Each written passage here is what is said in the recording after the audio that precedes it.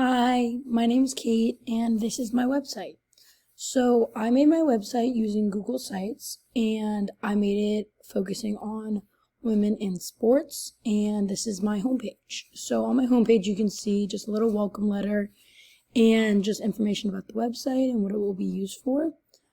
If you go to the next page, the biography page, there's more detail about me, and you'll see just all the information about myself and why I chose this as my topic.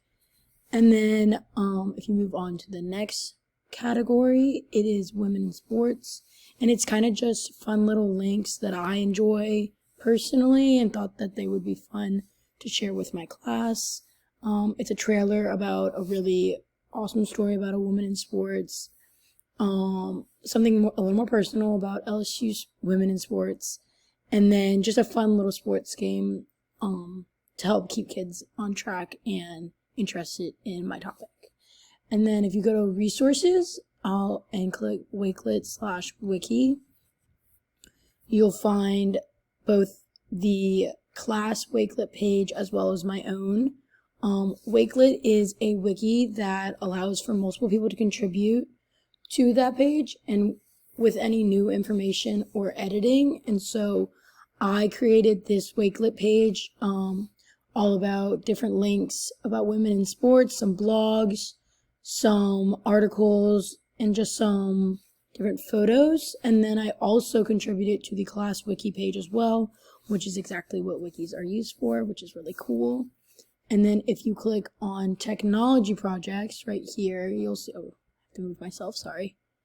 But if you click over here on technology projects and then you go into digital story, you'll see a YouTube link that I created myself. It is a story about Billie Jean King, which is actually what that movie trailer is about, who the movie trailer is about.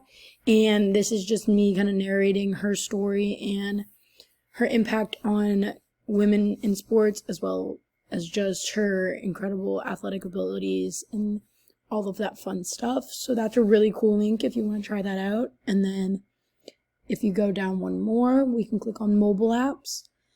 And this is about SlideShare. It's the app that I was assigned, and it is a really cool app that allows anyone to share any slideshows that they find interesting or have really cool information about. And you'll just see, if you scroll through here, kind of everything about SlideShare and what it could be used for and kind of some of the benefits of it, maybe some of the drawbacks from it. But it's a really, really cool app that I really liked researching.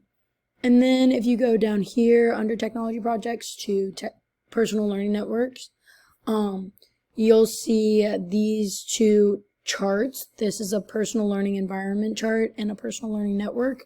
So personal learning environment / personal learning network are used to describe like the personal community and tools I use to help me learn and pursue my goals. So this is just kind of some personal things that I enjoy and utilize a lot when trying to pursue my academics as well as just goals I have in my life.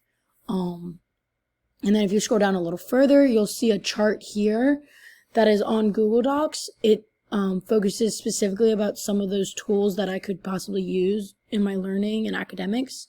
It focuses solely on the blogs, curation tools, and microblogs. So you can see here I have all the definitions of those different tools and then examples of them, as well as 3 different reflections about each one and kind of just answering some questions about those and what they're used for and if I enjoyed them and things like that.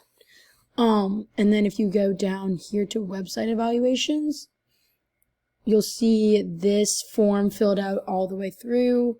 This is my personal evaluation on Arc Academics website, and it is about it is just a learning tool for some kids, and I thought it was a great website. So this is just kind of some different questions to ask yourself when you're looking at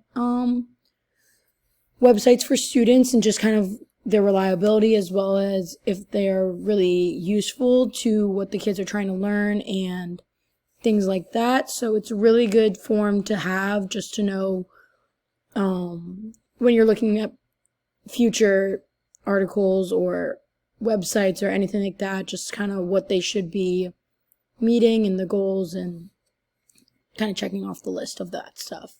And then at the very end, you'll find my evaluations. So this will be if I complete the Apple Teacher Certification as well as this screencast that I'm doing now.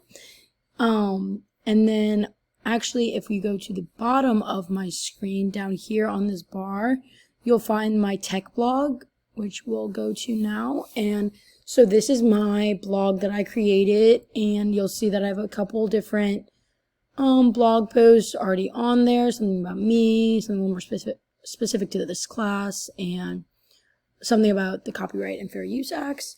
You'll also see some cool links that I've put on just because I thought they were really interesting, and again, really relate to this class as well as my own personal topic of women in sports. So I thought that would be a really cool thing to add, and just some, fun information about me. So that's cool. And then, yeah, that's kind of the whole website. I really enjoyed it. I think that having a class website is very important, and I've never personally ever had a teacher create one, but I think that this is a huge step in the right direction of getting in touch with kids through technology and just teaching them the best ways to use technology and really interacting in class. And with all the information they're getting these days, I think it's really cool that we can incorporate learning into that.